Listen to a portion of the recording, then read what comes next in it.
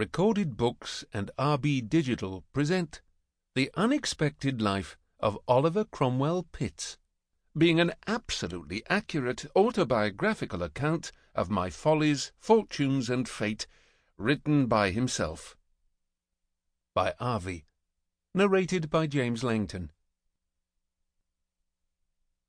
England, 1724.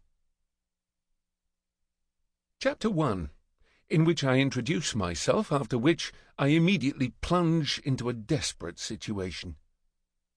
On November 12, 1724, I, Oliver Cromwell Pitts, lay asleep in my small room at the top of our 3-story house, when, at about 6 in the morning, I was shocked into full wakefulness by horrible sounds, roaring, wailing, and screeching.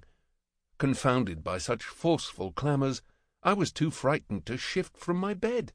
Even so, I listened hard, trying to make sense of what was occurring.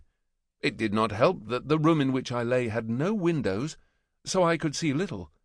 Then I realized that my bed, in fact, our entire house, an old wooden structure, was shaking. The combination of darkness and dreadful sounds made everything worse. I dared not move, in hopes that by remaining still I might diminish both noise and quivering. Yet, as if to mock me, the uproar only grew louder and more frenzied, rising to a horrifying crescendo. Desperately wanting to see something, the better to gain intelligence as to what was occurring, I reached toward the floor where I had placed my candle and flint box the night before, only to discover they were not there. The shaking of the house was so forceful, it must have tumbled them away. The next moment I heard a slapdash thumping directly overhead, as if stones were hitting our thatched roof. Midst all this confusion, I recognized the boom of crashing waves. Even this familiar sound was no comfort.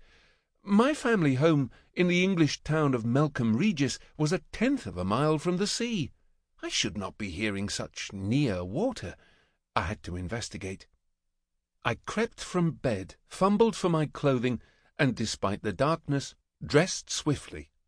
As I was pulling on my boots, a ghastly splintering sound erupted directly overhead.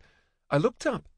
To my astonishment, a faint light appeared as a piece of our roof peeled away like a strip of orange rind, leaving a large and jagged hole. In an instant, a torrent of frigid water poured down, drenching me.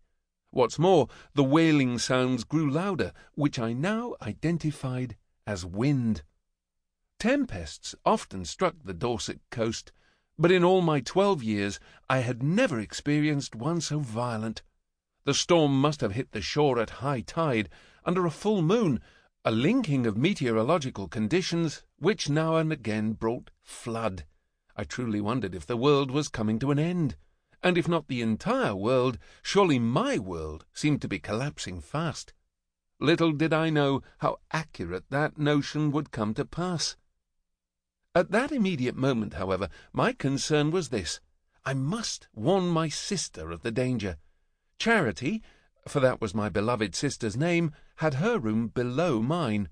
Yet no sooner did I think of cautioning her than I remembered she, 6 years older than I, had thankfully gone to London 2 months ago to live with our uncle, Tobias Cuttlewaith. Good, I thought. She at least was safe.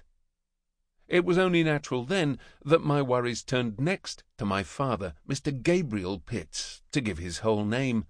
A lawyer, he had his closet, which is to say his office and private room, on the first level of our house.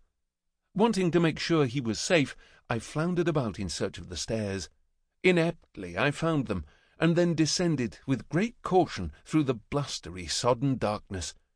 The water, coming through the torn roof, was flooding the stairway, making it slippery. After a brief descent, during which I guessed rather than saw my location, I reached the 2nd level, where my sister had her room.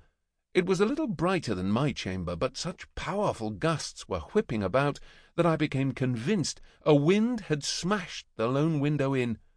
"Father!" I cried, but the sounds that roared about me were louder than my voice. To find him, I would have to go down another flight of narrow steps. Accordingly, I gripped the banister as tightly as I could. Sample complete. Ready to continue?